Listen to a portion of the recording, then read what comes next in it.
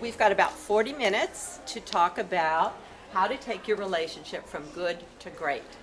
And you notice I talk about good to great, not bad to great.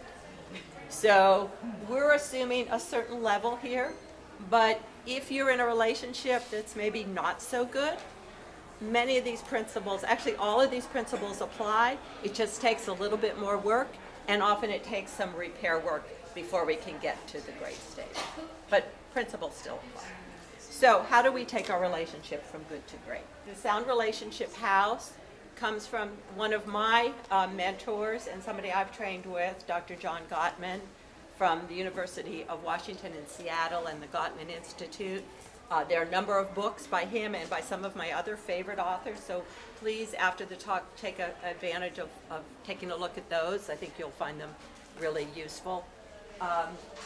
And what I like about John Gottman's work, he has spent about 30 years, so almost a lifetime, studying couples. And what he's done is he's studied couples over a long period of time, what's called a longitudinal study. So he's taken couples that he's been meeting with and taking all kinds of assessments of over 30 years to find out what are the exact specific behaviors and types of interactions and dynamics in a relationship that make a relationship successful or not successful. So we have very specific research-based data, and he's developed this model, which he calls the Sound Relationship House, and I'm going to be talking about this model and using that as a way to understand how to take our relationships from good to great. And one of the things that John Gottman talks about is when you look at what is it that makes a good relationship, the two main factors that they look at is one is stability, and stability is just, does it last over time, right? Well, many of us know relationships that maybe have long stability, last over time, but there isn't a closeness, right? So the other part is satisfaction, and that's the degree to which each partner is satisfied with the relationship. So both of those factors are important. So let's take a look at how do we get there. Well, in his model, there are 7 different steps. We'll go over each one of those. The first one is building love maps, sharing fondness and admiration, turning towards each other instead of away, taking a positive perspective, managing conflict. Not surprisingly, when I have couples come to my office whose relationships are not so good, conflict is a big part of that. So we're going to take a look at what is it about conflict, because it's not the lack of conflict that makes a difference, but it's what we do about the conflict. Making life dreams come true and creating shared meaning together. So let's take a look at the first one, love maps, building love maps. So really what building love maps is all about, it's knowing each other's world. It's knowing what's important to your partner. It's knowing who their friends are, what their activities are, what they like to do. I had a little bit of a wake-up call the other day. I was meeting with a couple, and I was talking with them about this concept, and the husband is a tennis player. And so one of the things I was talking about was that my husband also plays tennis. And I said, you know, I try to keep up on who the tennis players are. And I know Djokovic is number 1. Is that still the case? Okay, good. I'm doing good on that, right? My favorite is Nadal. He's down there on the list somewhere. But I keep track of those things because that's important to him, right? And my client said, when I was talking about this, he said, well, do you know what kind of tennis racket your husband uses? Because this client is also a tennis player. And I went, oh, no, I don't. But now I do, because you had it out the other day, and I noticed it's a head racket, right? So I expanded my little love map there. So it's really about knowing about the life, the activities, the interests. If your partner is a reader, what books do they like to read? Who's their favorite author? What are they reading right now? Knowing those things, because that's part of loving somebody and caring about somebody, is being interested in them and their life. So that's number 1. The second part of that sound relationship house is called sharing fondness and admiration. And really what we're talking about here is, do you like each other? Do you have fun together, right? There are many couples who have, a long-term marriage, been together a long time, raised a family perhaps, but they don't really like each other. They may love each other, they don't really like each other. So what we're talking about here is, do I admire you? Do I have respect for you? Do I admire who you are? And, of course, the critical part of that is, how do I show my partner that I admire them and respect them? And part of that is having fun together, learning something new, whether it be something physical. I put the bike riders up there because my husband and I do a little bit of bike riding. I learned to ride a bicycle at the age of 45, okay? So I am not the best bike rider, as he can attest. But we get out and we do it, and it's a lot of fun. Learning something new together. We went to Italy a few years ago, and we decided to learn Italian together. I kind of dropped out along the way, but he kept at it, and he's pretty fluent now. You speak Italian, ask him a question afterwards.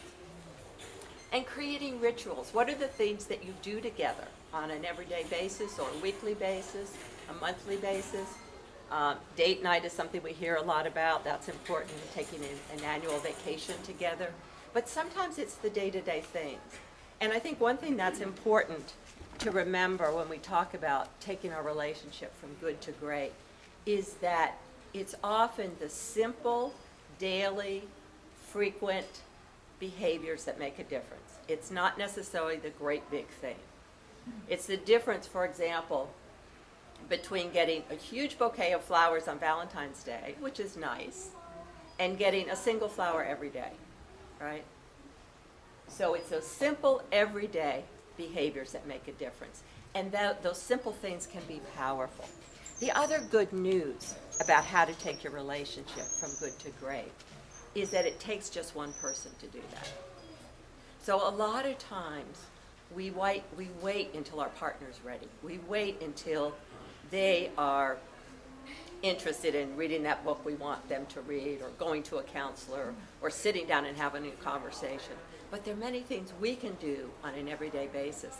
And my hope is that at the end of this morning, that you'll leave here with at least one thing in mind that you can do today or tomorrow that will be at least in a small step in the direction of changing your relationship just a little bit in the positive way.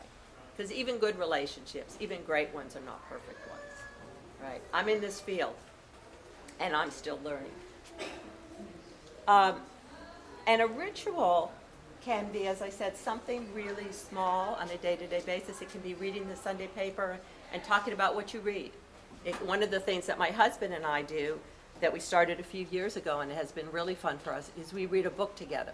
And we'll pick a book and read it out loud. We haven't done that for a while, actually, so that might be something to get back on track with.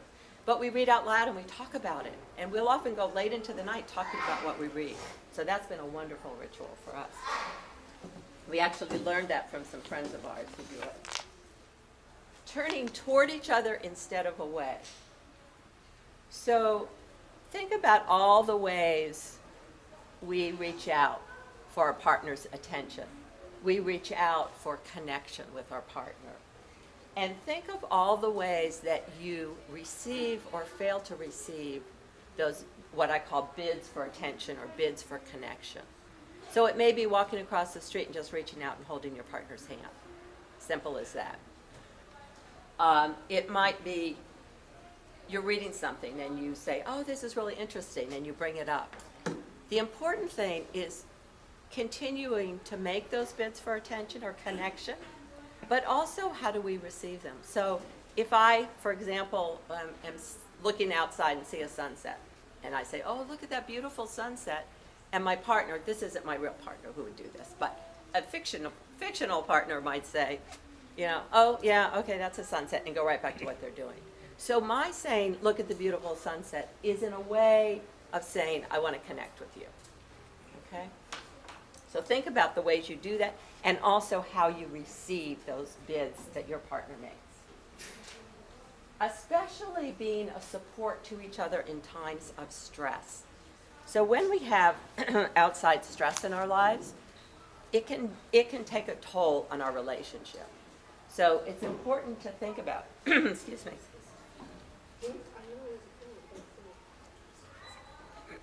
It's important to think about how do we support each other and provide kind of a soft place to land during times of stress. Taking, excuse me, got an allergy thing this morning. Taking your partner's side. If your partner has difficulty with somebody in their lives, and maybe it's your relative, maybe it's the mother-in-law, the brother-in-law, whatever, and they come to you and talk about that, are you able to be on their side? Are you able to support them? That's hugely important. And I hear in my office very frequently people who come and don't feel that. They feel like, when I come and complain that I really have trouble with your brother and he's really disrespectful to me, and every time I do that, you defend your brother. How does that make me feel? Not very good. So even just explaining your brother to me, well, my brother, he always does that. He's always been that way. He's difficult, just don't worry about it. Even that can leave me feeling like you're siding with him and not me. Huge, important part of turning toward instead of away. The positive perspective. So one of the things that John Gottman found in his research is that there's kind of a magic ratio of positives to negatives in a relationship. And I put these two scales here because a lot of times we hear the concept, you need to keep negative and positive criticisms, complaints versus appreciations. You need to keep those in balance. But the reality is we actually need to keep them out of balance. And why is that? Well, if you think about a negative comment you made, or you received rather, if you think about a criticism or a, constructive feedback you received, we remember the negative, the critical comment, much longer, much more strongly, don't we? The positive, the appreciation, so important, but it takes, and we found this in John Gottman's research, it actually takes about 5 positive interactions to sort of balance out each negative one. So I don't believe in keeping score in a relationship, but one thing I think can be helpful is to keep our own score. In other words, in our own head, to be thinking of, you know what, I've kind of been a little cranky. I've kind of been, oh, why did you do it that way kind of comment. It doesn't even have to be a big criticism, but those little ways that just kind of erode the other person's feeling about us. So if I'm aware of each time I do that and I think, okay, I've kind of been cranky, I've kind of been doing a lot of, why did you do it this way, you need to do that, whatever. I need to really look at myself and say, I need to do a better job, right? I need to really start doing more appreciation.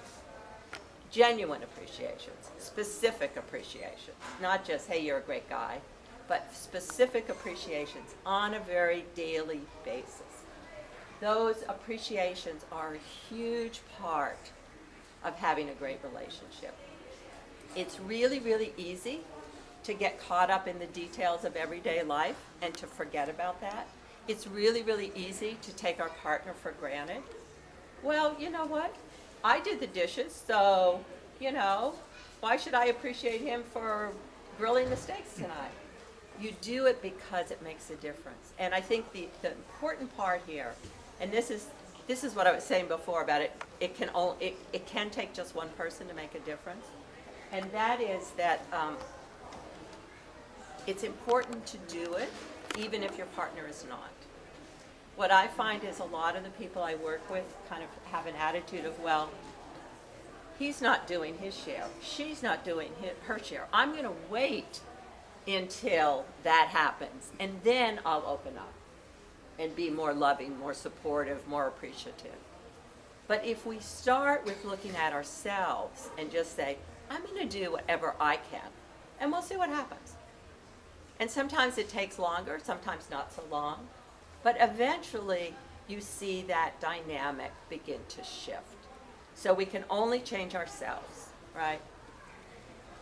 And one of the parts I think that's important about positive perspective is to think about how much negativity we carry in our own minds. So if something happens, there's kind of a not so pleasant interaction with our partner, do we keep replaying that, right? Do we keep, talking about it to our friend? Do we keep bringing it up? And especially, do we focus on that instead of the wonderful qualities? So it's always a balance. Nobody's perfect, right? I'm an expert in this area, but I'm not perfect in this stuff either. Again, you can ask my husband. He'll tell you the truth, I'm sure. So keeping in mind, what is it that I can do? How can I be more appreciative? How can I show more gratitude? Even if it's not coming back yet. I think what you'll find is it will start to change the dynamic. Okay, this is a huge one in relationships, and it's a how we manage conflict, not whether or not we have it. How we manage it when we do. We will always have conflict when we're in a partnership. We will have conflicts with our friends, with our roommates, with family members, with our siblings. It's part of life, right? Because we're not all the same. And wouldn't that be boring if we were? So because we're different, we have different needs, we have different personality styles, we have different desires for connection and time together versus time alone. We're different, and that will sometimes, we will butt heads with that. So what do we do when that happens? One of the things that we find in managing conflict that can really make a difference is how we start it. So very, very often, an argument or a conflict tension will start out of the blue. Somebody will do or say something, right? Our partner will do or say something that triggers an emotional reaction. The more our emotions are triggered, the more that part of our brain, the emotional part of our brain is triggered, is active, guess what happens to the rest of our brain? Guess what happens to the part of our brain that's logical and reasonable and can have a, grown-up discussion? That part's kind of in the basement. So if we can anticipate, this is something that we can't always anticipate, but when we can anticipate, this is a problem, this is a concern, this isn't working for me, and bring it up in a softened way. Because the way we start a discussion where we're in disagreement about something, the way we start it has a lot to do with how it ends. If I come to my partner and I say, you know what, you never do this anymore. You used to do this, you never do it anymore. I can't remember the last time you did it, and I can't take it anymore. What's going to happen to the other person if I come that way? Right? That's not it. What did you say? Yes, of course. Yeah, I feel under attack when somebody comes at me that. Human nature. And what do we do when we feel defensive? Well, we're going to fight back. Well, wait a minute. What about what you did or didn't do? Again, human nature. So the way we start, if I come to my partner and I say, you know what? My husband is great at this because he'll come to me and he'll say, sweetie pie. So I know when he says sweetie pie like that, I know there's something coming, right, that he wants to tell me. But it's really easy for me to hear it and receive it when it starts that way. Make sense? The way we start has to do with the way it ends. Practice self-soothing. So one of the important parts of managing conflict is managing the conflict inside us, calming ourselves down.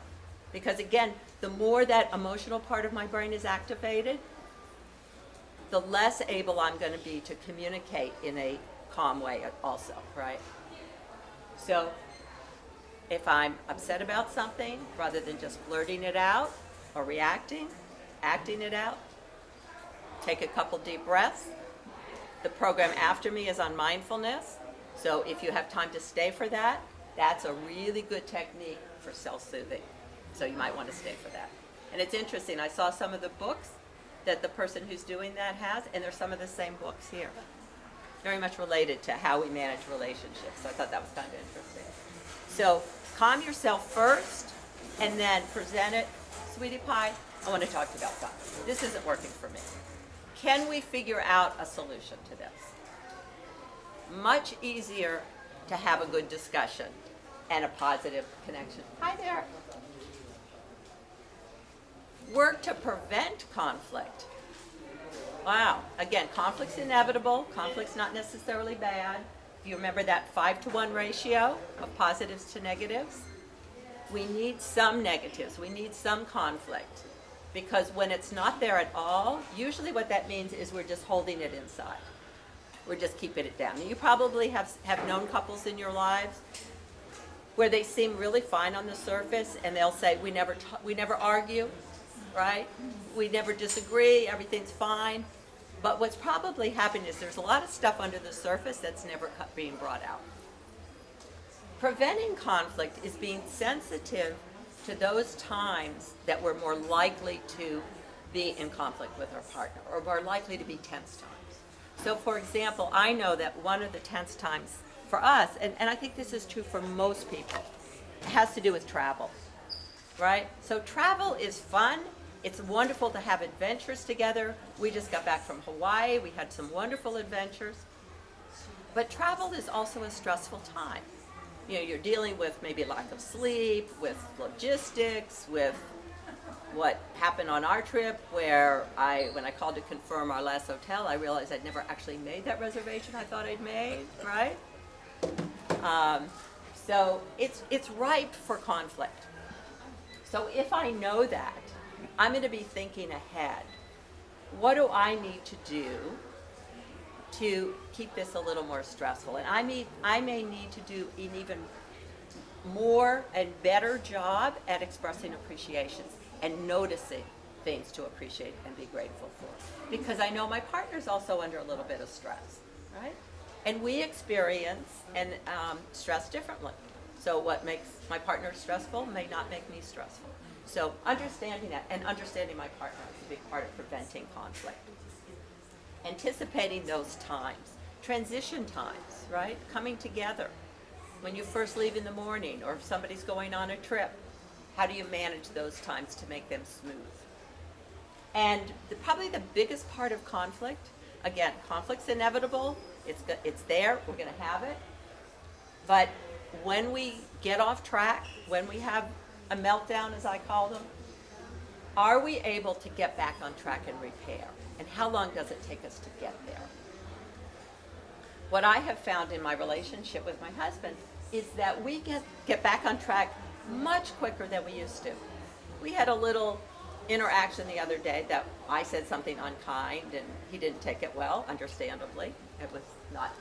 And it had to do with travel. It had to do with preparing for our trip. If you remember, that was when we were packing. And I would say probably within 5 minutes we were back on track. I said something unkind. I immediately realized it. He said, I really didn't appreciate the way you talked to me there. And I said, yeah, I know that was not nice. And I think it was like less than 5 minutes we were back on track.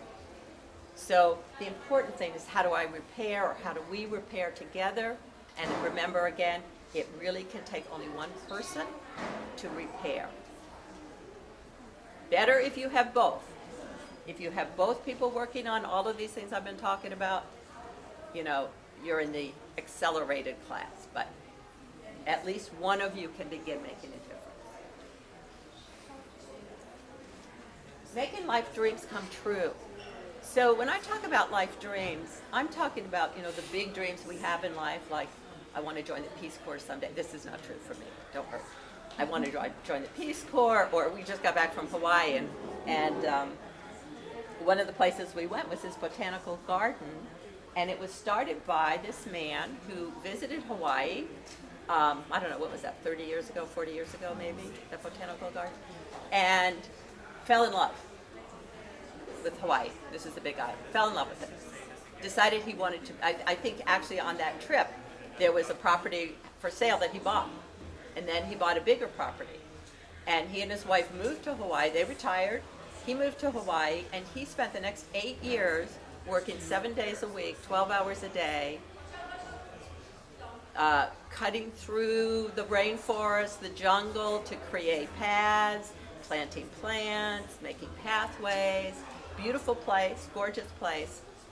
That was his life dream. Now, I don't know if his wife had the same life dream initially, but she went along with it and she supported it. Now, that's a big life change, a big dream to support. Sometimes, and that's challenging, but sometimes it's even the smaller one. Like one of my dreams, or what's important to me, maybe if we look at it that way, it's easier to think about. Something that's very important in my life is being close to my grandchildren, especially the two that live in town. I have 2 granddaughters in town, and then we have a grandson that lives on the East Coast. But the ones that live close by, it's very important to me to be an integral part of their lives. Very important. So what that means for my husband is that sometimes he comes home, and he's coming home expecting a nice, quiet, relaxing evening. And we've got a fort built in the living room, right? And we've got a booby trap that they've set all over the house. And, dinner is takeout pizza that night because I've been busy with the kids all day. So that's another way that he supports what's important to me, is being really flexible with that and being really supportive of my time and energy that goes that way.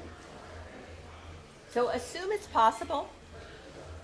My husband had an opportunity a few years ago to buy he's a veterinarian, to buy a veterinary practice that was out of town. And that was something he really wanted to do. I knew how important that was to him. He'd owned his own practice before. It was really important for him to do it at that time in his life, but it was 2 hours away. So I remember he came to me one day and he said, "You know what? We need to talk about this because I don't think this is going to work." And I said, "It has to work. It will work. I don't know how it'll work, but it's going to work because you have to do this. You have to do this." And we made it work, didn't we? We made it work. And it took some sacrifices on both our parts, but we made it work because I knew how important that was to him. And he does the same for me. And creating shared meaning is the last part of that sound relationship house. So creating shared meaning is really about, and the reason I put the older couple here is that hopefully as we have longevity in our relationships and we've been together a while, we get to the point where we have a lot of shared meaning in our lives, where we share similar values, and where and I think this is something that we can start doing at any age, but where we begin to think about, to me this is kind of the larger thing. We begin to think about what's important to us. What is it that we want to make a difference in this world? How do we want to make a contribution, right? And it can be something small. It can be volunteering at the library. Are you volunteers or staff? You're volunteers, okay. So thank you for volunteering. I have some clients who part of their shared value is helping animals and rescuing animals. And they both volunteer for the Humane Society. And they do that together, and that's an important part for them of making a difference. So the more that we can share that, and it can be, I know that for my husband and I, something that's important to both of us is the legacy that we leave to our grandchildren. Now we have 3 grandchildren, and number 4 is on the way as we speak. But it's creating that legacy for them and imparting our values to our grandchildren, right? So we are not parents, but we have an influence on them. So that's just an example of something that we do together, we share together. That's really important.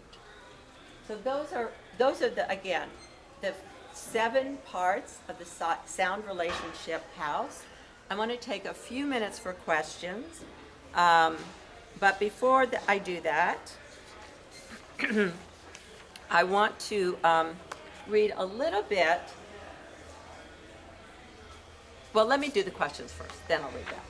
So, first of all, let me ask you to think about, as you heard me speak about, and some of you came in late, but I hope that you all got a copy of this handout. So you have a little bit of a sense of what we've been talking about. As you thought about that, is there anything that you think, you know what, I want to go home and I want to today do one thing a little bit different?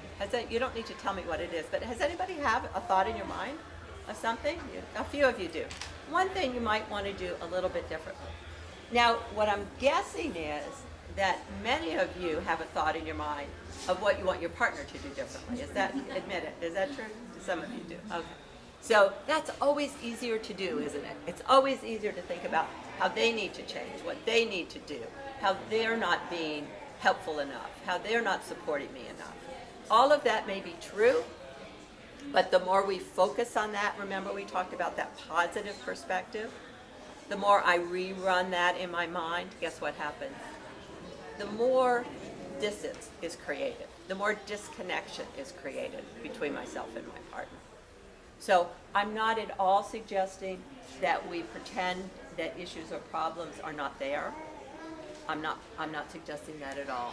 But what I'm suggesting is that see if we can tip the balance a little bit, right? Can we tip the balance just a minute amount and notice the difference that that can make? So any questions that anybody has about anything that I've talked about today? Yes? When you apply this to other relationships. Oh, good question. Well, I'm going to be specific. Okay. I know we're limited on time. That's okay. So you go through a number of years of marriage, you have this good relationship with your own kids, but they Yes. go off and they get married. The relationship isn't the same. And I'm not talking about how you patch up that, but how do you apply some of this to daughter-in-laws, son-in-laws, bringing Yeah. other people into the relationship? Yes, yeah, great question. So Can you repeat it? Yes, thank you. So the question, let me make sure I have it right, is does this apply? And if so, how do you apply some of these principles of the Sound Relationship House to not a romantic relationship, but to perhaps a relationship with a family member, especially an in-law relationship? Absolutely you can, even to work relationships. So I would say the place to start is probably the positive perspectives place, right? So we talked about that a little bit before. So if I have